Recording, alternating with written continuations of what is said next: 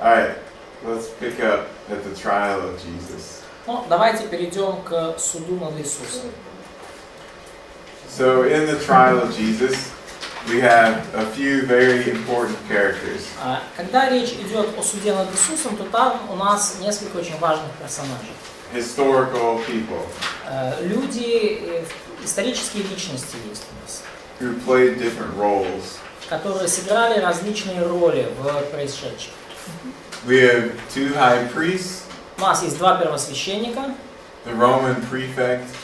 Римский префект Пилат. And then the ruler of Galilee. И правитель Иудеи. And of course, правитель Галилеи. besides that, we have Jesus. И, конечно, помимо этого у нас есть подсудимый Иисус. Now, of these people, Annas is the least important. Из этих людей Анна наименее важна. But he is mentioned in some other first century sources. Но он упомянут в некоторых источниках первого века. And we know that he was a high priest. И мы знаем, что он был первосвященником. А почему два первосвященника? So why did they have two high priests? Я знаю. I know, Саша. Yes. Давай, Саша. Один первосвященник был тот, которого избрали евреи. One was the high priest chosen by Jews. По закону, а второй был, который ставили римляне. Kind of legal Jewish high priest, and another one was put in charge by Romans. Так? Okay, sort of. Примерно. So it relates to that. Оно связано с этим. So the Romans were appointing high priests at this time. В то время римляне поставляли первосвященников. But remember that in Numbers, the book of Numbers tells us that the high priest was appointed for life. Но помните, что в книге чисел сказано, что первосвященник ставится на всю жизнь. And so, according to the Mosaic law, someone like Annas was still the high priest because he was still alive.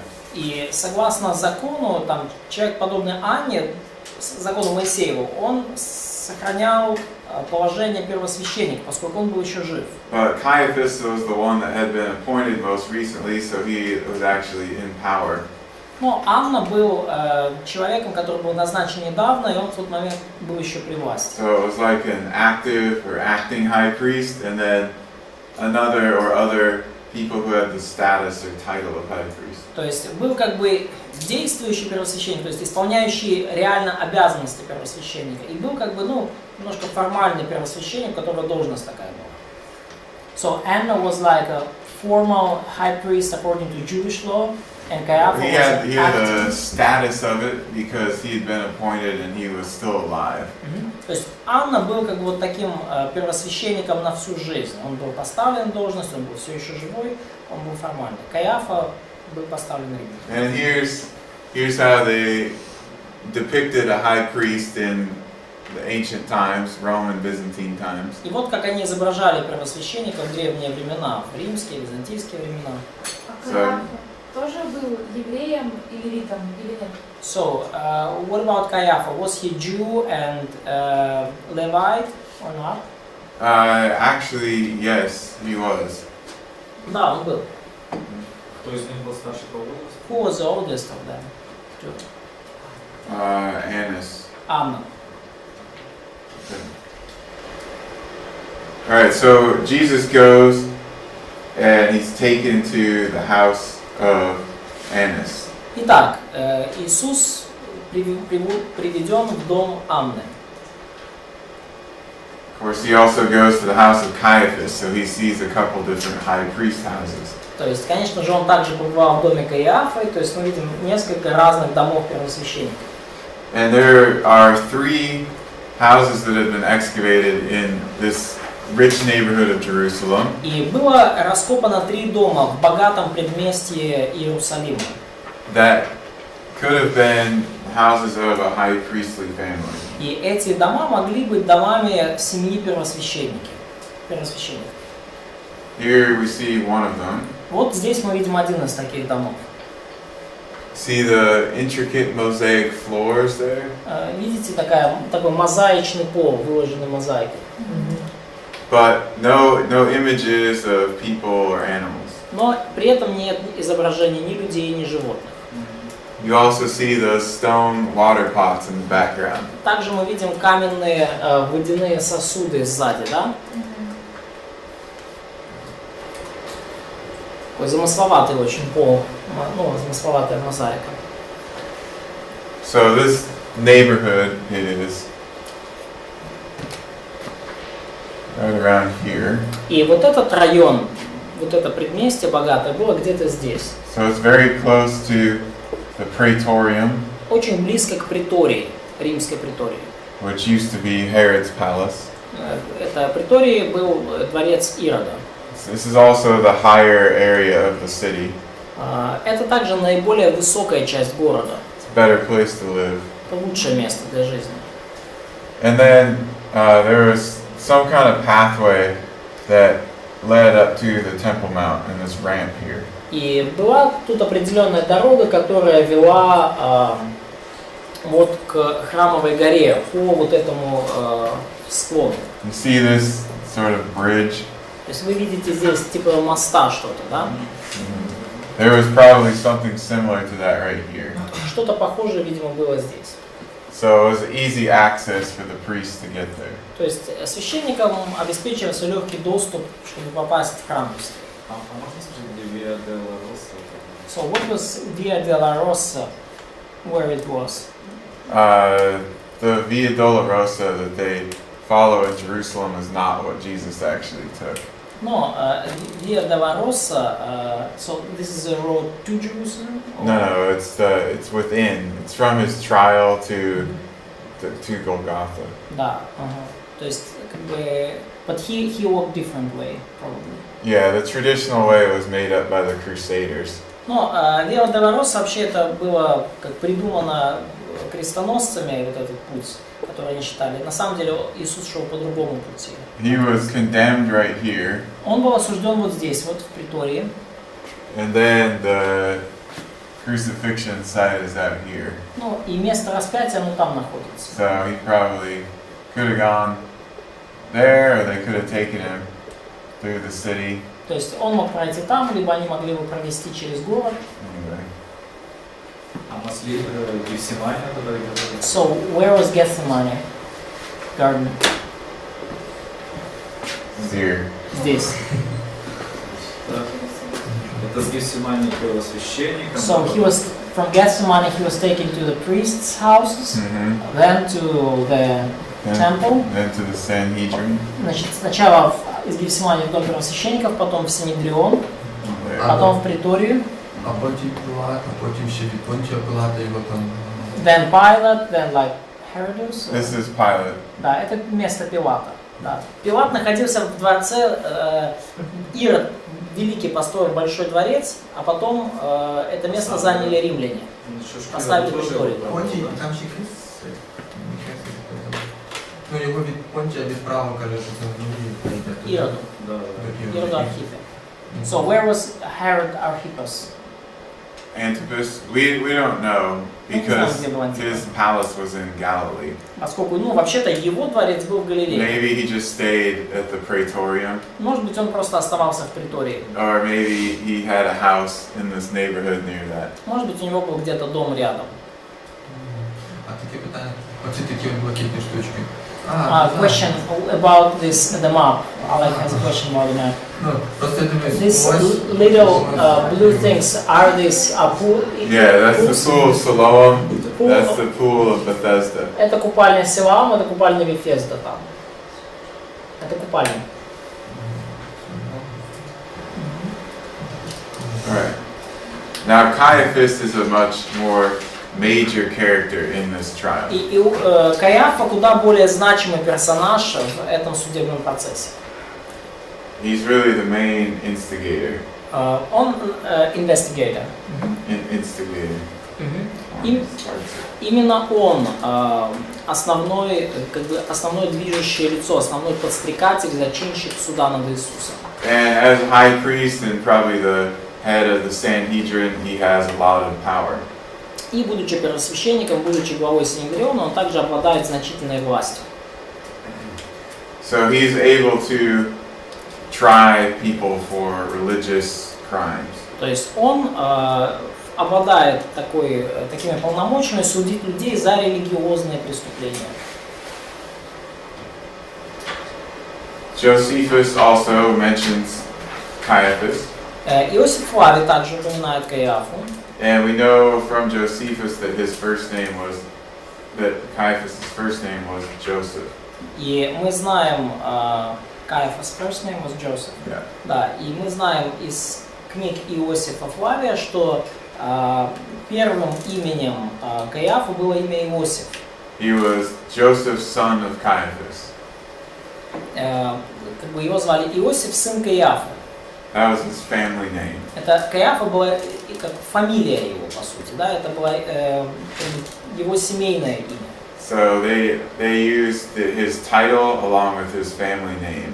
То есть его титул использовался вместе с его семейным именем. Now, additionally, his ossuary was found in 1990. Помимо этого был найден оссуарий Каиафы в 1990 году. 1990. This was found in a tomb just outside of Jerusalem. Этот оссуарий был найден в гробнице рядом с Иерусалимом, но вне пределов города. It was actually the family tomb of the Caiaphas family. Это вообще-то была семейная гробница семьи Каиафы. So there were other people in this tomb and other inscriptions that indicated it was the Caiaphas family. Были другие гробницы, были другие оссуарии и захоронения в этой гробнице, были другие надписи, указывавшие, что это семейная гробница рода Каиафа. So here on the side it's inscribed in Aramaic, Joseph, son of Caiaphas. И вот здесь на боку этого оссуария нацарапано, что это Иосиф, сын Каиафа. And then, only a few years ago, another ossuary was discovered relating to him. И буквально несколько лет назад был найден еще один оссуарий, связанный с ним. It was his daughter's ossuary. Это был оссуарий его дочери. And this one even tells us that this guy was a priest. И здесь даже говорится, что этот человек, да, Каиафа, был священником. А питання, а осуарі це там, де прах зберігається, чи що? So, ossuary is a place for keeping the bones, the ashes. Yeah, you remember what we saw at the museum? Ну, мы видели с вами в музее такую штуку, это такая каменный ящик, где сохранялись кости или прах. This is about 3 or 4 times bigger. Ну, этот в 3-4 раза больше, чем то, что мы видели в They're музее. about this long, Они примерно такой вот длины, and this wide, такой ширины and that tall. и такой высоты. Their traditional practice was to put the body into a rock-cut tomb. И еще их обычной практикой было помещать тело вот в такую закрытую гробницу каменную, высеченную в скале каменную гробницу. And then after about a year, once the flesh had decayed, they would collect the bones and put them in this box. И где-то через год, после того, как уже плоть разложилась, они собирали кости и складывали все в одну вот такую коробочку, как бы ящик оссуарий. And you could keep the bones separate and identifiable, and you could keep a lot of them in one tomb. И вот таким образом можно хранить кости отдельно, они будут идентифицированы как кости этого человека. Вы можете много этих костей держать в одной гробнице. Jesus was obviously not put into an ossuary. Иисус, очевидно, не был помещен ни в какой оссуарий. Because his body wasn't sitting in the tomb for a year. Поскольку его тело не находилось в гробнице в течение года. So, but all this, what was all this mirror, all this smells that they used to cover the body, that was just to make smell in the tomb better, or what was that for? Or Yeah. it wasn't to prevent like destruction of the flesh. No, they didn't do the same mummification things. No. Yeah, mostly just smells. Yeah. Да, ну, как бы, они, когда они носили благовония в гробницу, это они не пытались сохранить тело тем самым, они не делали мумификацию, просто для запаха, чтобы... This is from another high priestly house or priestly house. Это еще фотография еще из одного дома первосвященника. It's a bathtub. Это бас. Ага, это ванная. Okay, and this was a little bathroom here. То есть здесь была такая маленькая ванная. It was in the basement. В подвале дома. It was preserved. The basement was preserved after the destruction of Jerusalem. И этот подвал сохранился после разрушения Иерусалима. And next door to this room, they had stairs cut into the rock leading down into a ritual bath. И как бы через дверь от этой ванны была лестница, которая спускалась вниз в подземелье, и там была ванна для ритуального омовения. Ритуальная ванна.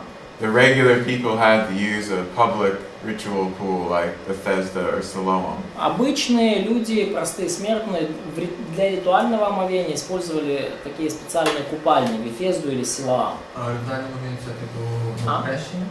So ritual bath is like for just cleaning, washing hands or washing. No, they would submerge their whole body in it. Нет, ритуально это там все тело омывалось, и это не было крещение, это было именно для ритуальной чистоты, согласно Левиту и так далее. Цікаво, що раніше були, да, ванни, але по Ренесансу. So it's interesting that they had baths in this time, and they seems not to have them during the Renaissance time. Did they have baths in the Renaissance time? In Middle Ages, did they have baths? Some people did. У некоторых людей была ванна. But this is a rich person. He's Ребят, это все elite. богатые очень люди, это первосвященники. Not a regular Это person. не обычные люди, как я уже сказал, обычные люди, да, преподаватель говорит, они ходили в публичные купальни, а ванны были только у Якщо богатых. дивити історію, я не знаю, там королі Франції, от вони і там королеви, вони по суті там 2 рази якась королева купалася, це якраз ті роки. А где ты это читал? Я тоже такое знаю. Ну, So they've heard some stories maybe from the high school or somewhere that even kings in France or like Middle Age kingdoms, they did not have baths. Like maybe they had it 2 times a year or something like that. They had baths. I don't know if they took them every day, but they. У них были ванны. Я не знаю, принимали ли каждый день ванну, но ванны у них были. Версаль. All right. So he also gets taken up to where the Sanhedrin met. И также Иисуса привели на то место, где собирался Синедрион. And we looked at this before. И мы с вами уже смотрели, да, где это было? But Коломне. we know that starting in about 30 AD, the Sanhedrin met up in this hall. И мы знаем, что где-то вот начиная с 30-го года нашей эры Синедрион собирался вот в этом холле. Here? Yeah.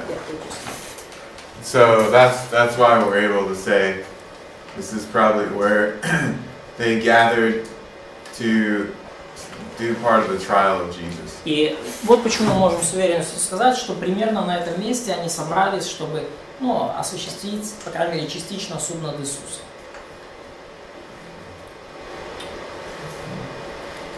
I mentioned this one before, but it's an indictment against Jesus the Nazarene.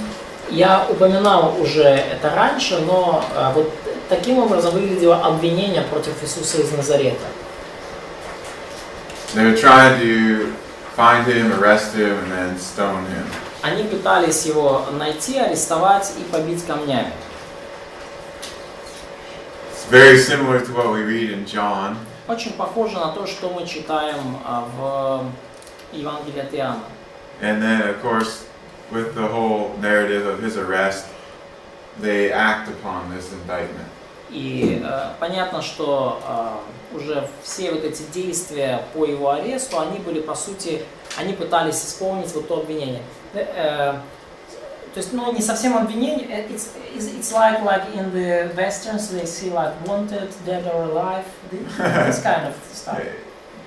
It's probably something that was read to the Sanhedrin officials, and so they knew what to do, and then they would tell people, we're looking for this person. Ну, то есть, это было как бы документ, который зачитывался официальным лицам Синедриона, и то есть они, уже официальные лица знали, как поступать с таким человеком. То есть это не было совсем судебное обвинение, но это как в вестерне, да? Разыскивается живой или мертвый. So, was it like a legal document that gave them authority to arrest Jesus?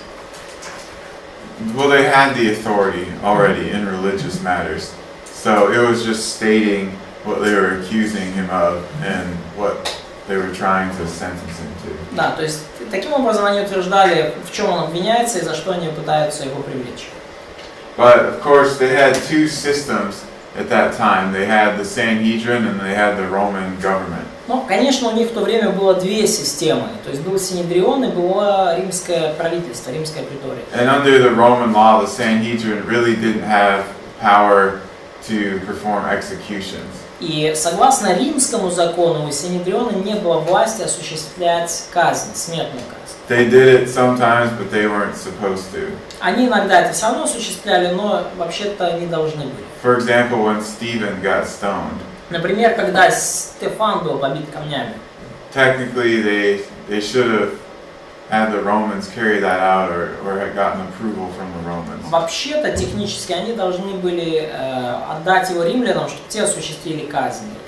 But the Romans didn't always want to interfere because they didn't want to start some kind of rebellion. Но римляне порой просто не хотели вмешиваться, они не хотели своими действиями спровоцировать какое-то восстание. But in the case of Jesus, he had so many followers that the Sanhedrin knew they needed to get Roman approval. Но в случае с Иисусом синедрионе знали, что у него столько последователей, что им необходимо одобрение Рима по его вопросу. Pontius Pilate was the Roman governor or the prefect of Judea А Понтий Пилат был римским губернатором или префектом Иудеи for about 10 years, в течение где-то 10 лет. which is a very long time for a prefect. Для префекта это очень долгий срок. There's only one other prefect of Judea that lasted as long as him. Был только один префект в Иудее, который просидел на этой должности столько, сколько Пилат. And it was only a few months longer than Pilate. И он обогнал Пилата всего на несколько месяцев. So people, historians even, they say, oh, Pilate, he didn't have control. He wasn't a good prefect. He was too violent. But it doesn't really agree with the length of his tenure. Ну, и многие люди говорят, Пилат был плохой префект, он вообще не контролировал ситуацию, он настолько постоянно проявлял жестокость. Но в реальности это не соответствует сроку пребывания Пилата на должности. And we have various writers of antiquity who talk about Pilate and his time as governor. И мы видим различных древних писателей, которые говорят о Пилате и о его времени пребывания в должности префекта. Also coins that he issued while in Judea. И также монеты, которые он выпустил, будучи в Иудее. These are pretty typical Roman coins with the name of the Caesar and some Roman symbols. Вполне типичные римские монеты с именем Кесаря и римским каким-то символом. Можно спросить по этому поводу? Question on that matter. Я наткнулся на одну историю, якобы археологическое подтверждение, на основании этой истории, сейчас расскажу. Жена Пилата, когда уговаривала его не распинать Христа, в каком-то диалоге, в Библии этого нету, сказала, мол, что чтобы он не выпускал монетки со своим лицом, если Христос воскреснет, в итоге. И когда Иисус Христос воскрес, он на самом деле перестал выпускать монеты со своим лицом. Okay, Sasha heard the story that. But before that question, did Pilate ever issue coins with his face? No. Did he have authority to do that? No. Но Пилат никогда не выпускал монеты со своим именем, и у него никогда не было власти делать это. Он не был кесарем. So only Caesar face could be on the coin. Is it true? For a Roman province, yes, unless it was designated a free city. В римской провинции только император мог изображаться на монете, затем лишь исключением, если город считался свободным. Если город был свободным, там могли быть другие правила. The client kingdoms could also put other rulers' images on there. И вассальные царства также могли выпускать монеты с изображением своих правителей, своих царей. But during the Pilate time, Judea was not the client kingdom. No, correct. It was an imperial province. Да, но все время правления Пилата Иудея не была вассальным царством, она была провинцией Рима. So for an imperial province, it was basically under direct rule of the emperor, but he used the prefect as a proxy. То есть римская провинция, имперская провинция, по сути, находилась под прямым руководством империи, но это руководство осуществлялось через поставленного императором префекта. То есть монетки с всем лицом мог выпускать только император, да? Ну, да, это были или императоры, либо это, если это был свободный город, либо если это было вассальное царство. Вассальное какое-то, где был свой правитель. Вроде бы сказал, что Пилат выпускал, но с Тиберием, не со своим лицом. Да, Пилат выпускал монеты, даже не здесь монеты с именем Тиберия. Да. А до Пилата Юдея была вассальным княжеством? So was Judea like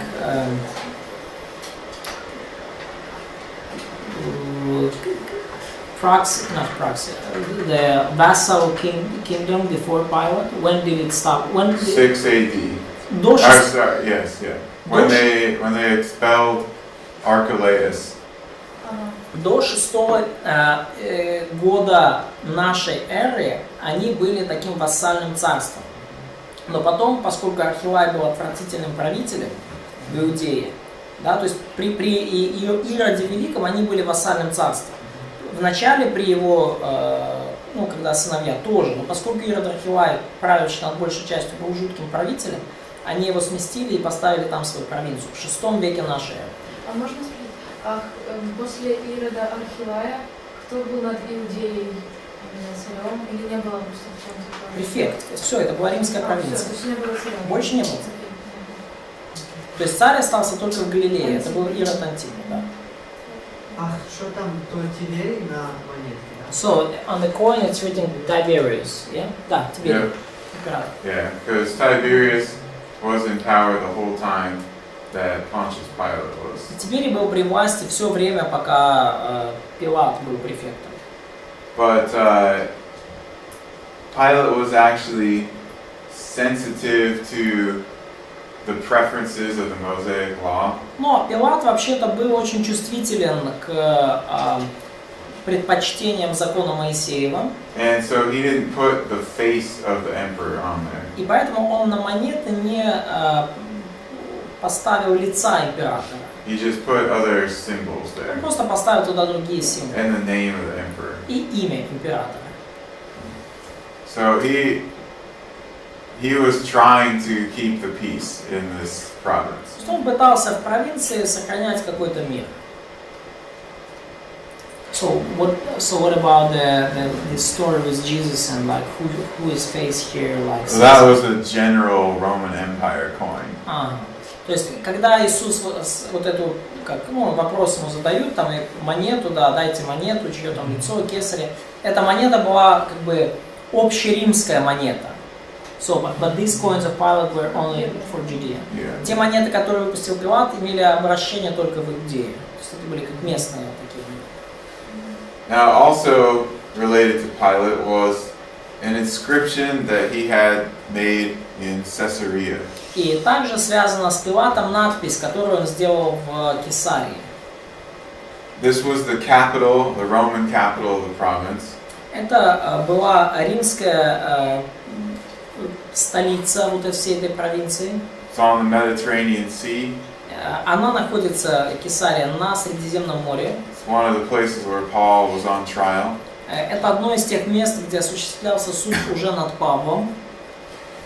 And here on this inscription we have mention of something dedicated to Tiberius. И здесь на этой надписи мы видим, что указывается нечто о Тиберии.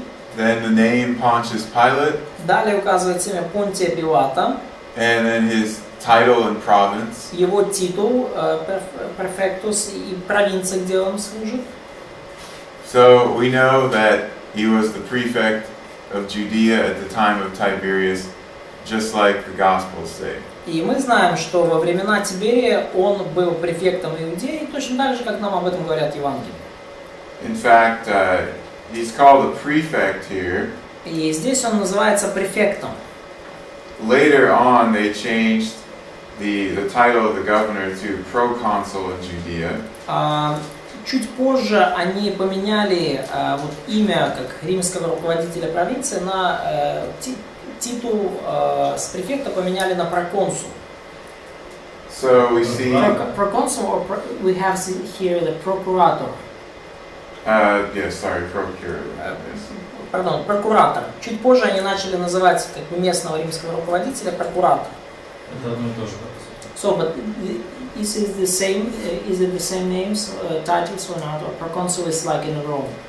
They're a little bit different. They're both governors of a Roman province, but they changed some of the administration. Но как бы они немножко отличаются, и то, и другое это название римских как губернаторов, руководителей различных областей, но там в силу административных реформ немножко менялся смысл слов.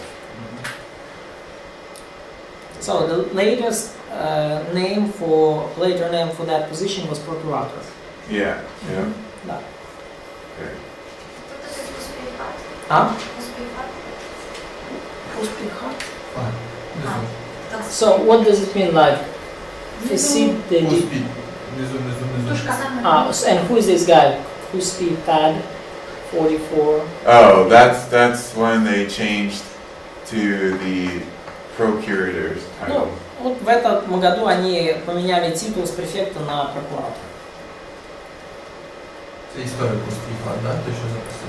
So was it a historian who wrote it, or just the first procurator?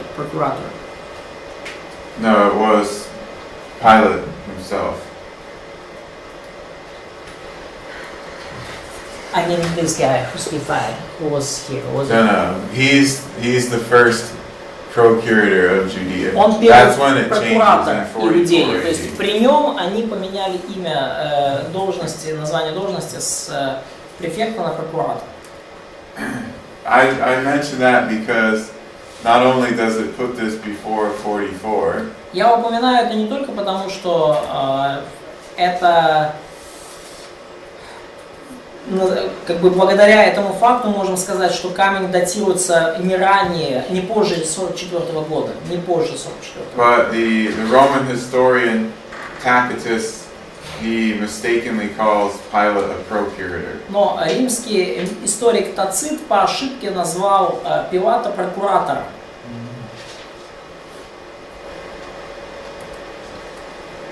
Someone read Mark 15:16. Кто-то прочитает, пожалуйста, Марка 15:16.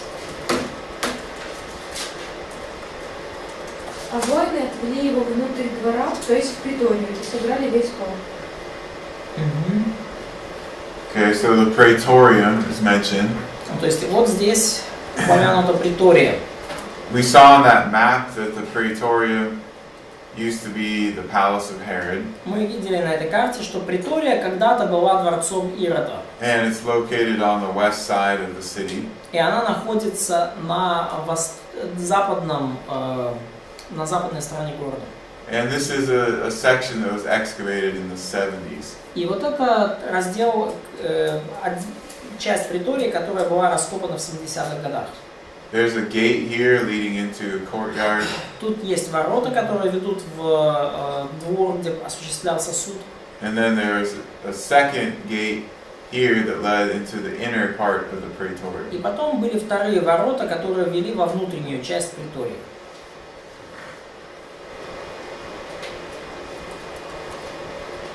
Okay, someone read John 19:13. Хорошо, кто-то прочитайте Иоанна 19:13. 19:13. Як зачув же Пилат 19:13. оце слово, то вивів назовні Ісуса і засів на судеве сидіння на місці, що зветься Літостратон, по-гебрейському ж Гевата. Alright, you see that Greek word there? Lithostratos. Видите вот это слово, да, лифостратон? It means stone pavement. Это буквально означает каменное возвышение. And here we have some of the remnants of that stone pavement in the Praetorian courtyard. И вот здесь мы видим вот остатки вот этого вымощенной камнем мостовой во дворе, где осуществлялся суд. So this is where Jesus was standing during part of the trial in front of Pilate. Вот здесь стоял Иисус во время суда перед Пилатом. Святе місце. So it's a holy place. То есть на этой вымощенном камнем области стоял Иисус. Someone read Matthew 27:19. Кто-то прочитает, пожалуйста, Матфея 27:19. К тому же, когда Пилат сидел в судейском кресле, его жена послала сказать ему: не делай ничего этому праведнику, и сильно пострадала сегодня во сне из-за него. Ага, на судейском месте. Judges seat. Yeah, the judgment seat, or in Greek, the bema. Судейское место или по-гречески бема. And here it is. И вот оно. So that's where Pilate would sit or stand when pronouncing judgment. Вот здесь сидел или стоял Пилат, когда провозглашал суд. Це якраз біля там, де вони були, забувся, як вона називається. Пріторія? Да, Преторія, чи це десь ззовні? It is right. So is it inside of Pretoria or it's outside? of It's it? in the courtyard of the Это Praetorium. во дворе Претории. So here we have the bema is here, Вот здесь была вот этот помост, бема. and the stone pavement is here. Там находится вот эта вымощенная камнем территория. You see a little wall here, Лифостратон. Видите здесь маленькую стену? but there was no wall up here blocking it. Но, конечно, так когда-то не было этой большой стены, которая вот тут стоит, блокирует. So when the religious leaders, they're down here, they can actually see Jesus and Pilate and hear them. То есть, когда so there was not a wall between this. Well, there was this wall, but there was nothing up here. It's Да. open like it is now. Да, то есть религиозные лидеры, стоя здесь, они в принципе могли видеть и слышать, как Иисус разговаривает с Пилатом.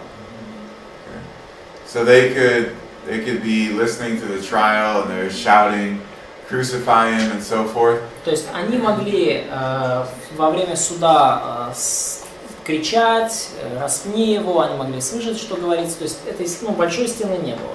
But they didn't come inside the building Но они не here могли войти внутрь здания. because it was the eve of Passover and they wouldn't have had time to go through the purification rituals. Потому что это был уже вечер Пасхи, и у них не было времени для того, чтобы после того, как зашли на территорию язычников, пройти через все очистительные ритуалы.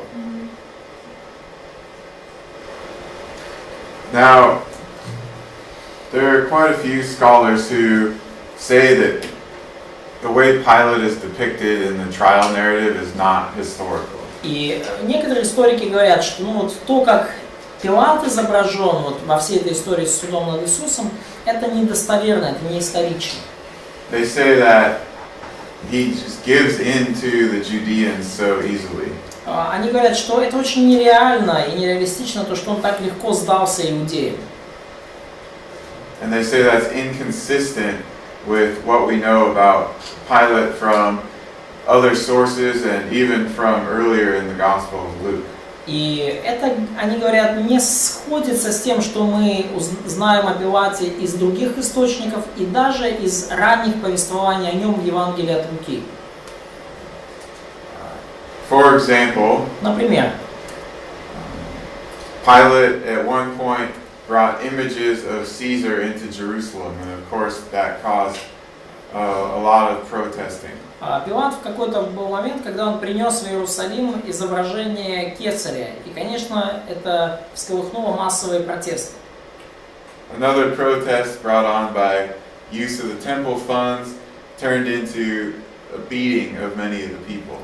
и temple funds. И еще один протест возник из-за того, что он потратил часть храмовой сокровищницы на акведуке. И когда люди взбунтовались, он просто избил многих. And we see a time in Luke in which he's quite brutal or quite strong in exercising his authority. И мы видим также в Евангелии от Луки в 13 главе, что Пилат был достаточно таким брутальным мясником и в тех вопросах, когда нужно было проявить свою власть. То есть, ну, когда, помните, да, там, когда Пилат пролил кровь, смешал кровь с жертвами. But as we read the trial narratives, we see it sounds like Pilate doesn't really want to execute Jesus. Но когда мы смотрим вот эту всю сцену с судом над Иисусом, кажется, что Пилат совсем не хочет его распинать, не хочет его казнить.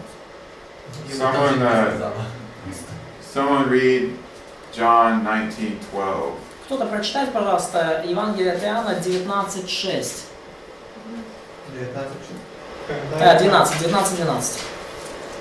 Когда это увидели его первосвященники и служители, они закричали, говорящие: распни.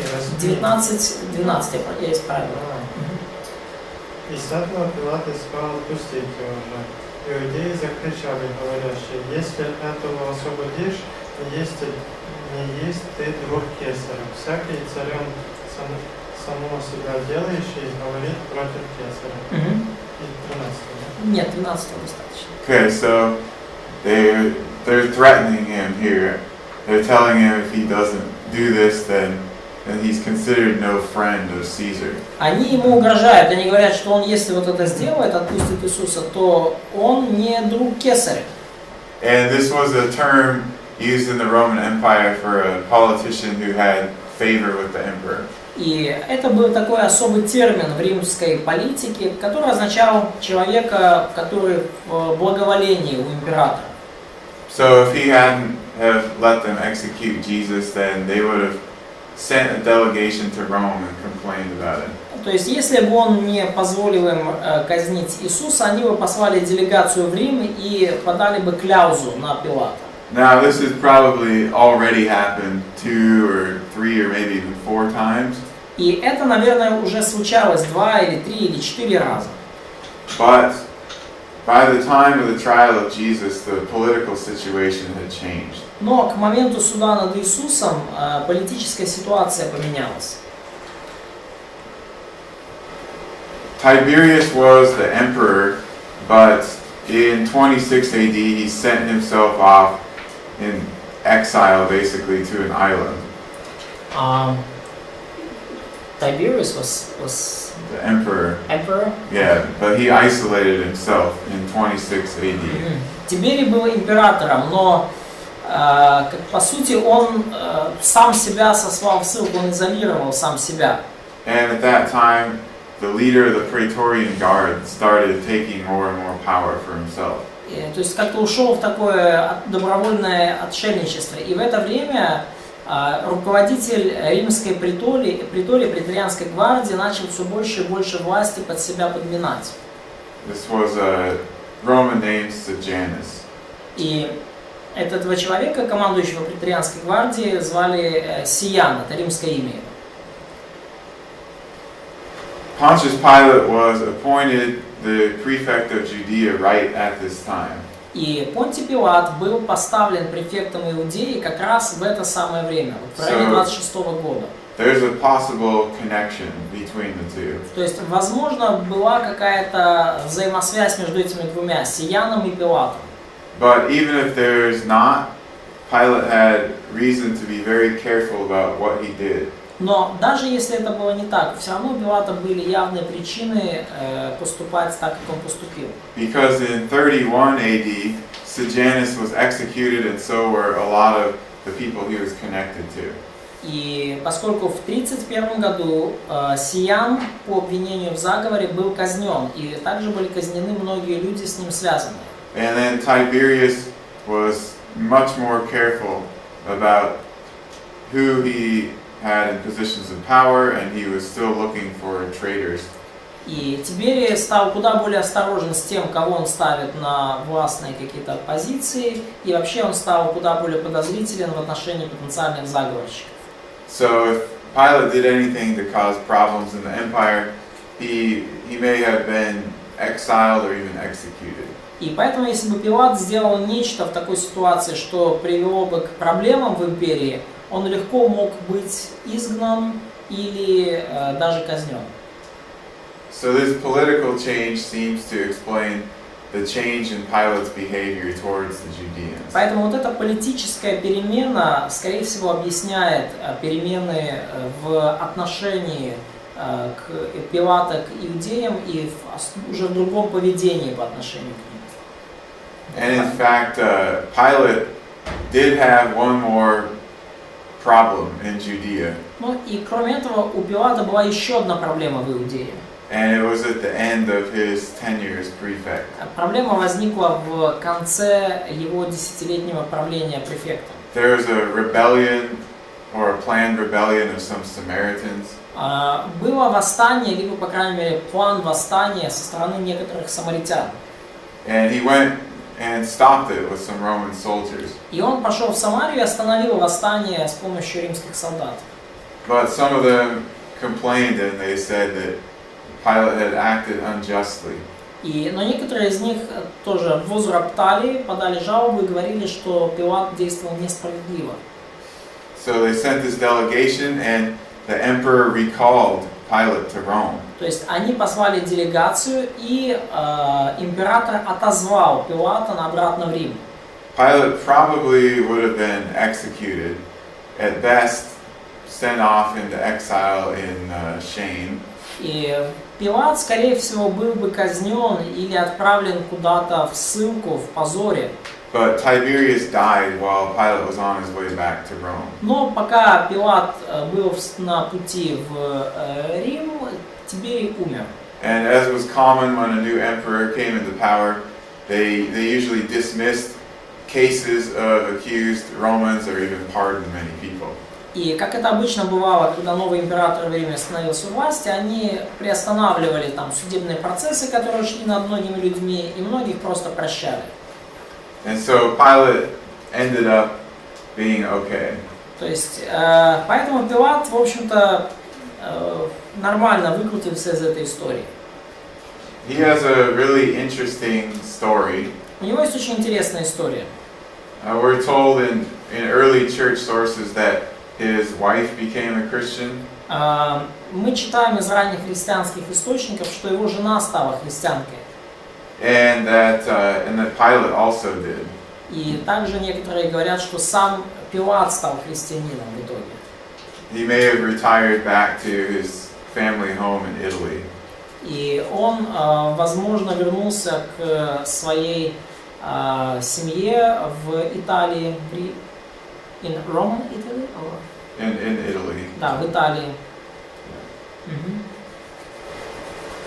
So we have some foreshadowing of that in the Gospels. То есть есть некоторые вот отголоски, какие-то намеки на вот все вот эти события в Евангелиях. The dream of his wife and then Pilate being uncomfortable with the execution of Jesus. То есть мы видим, да, сон жены Пилата, мы видим тот дискомфорт, который он испытывал в отношении того, чтобы казнить Иисуса.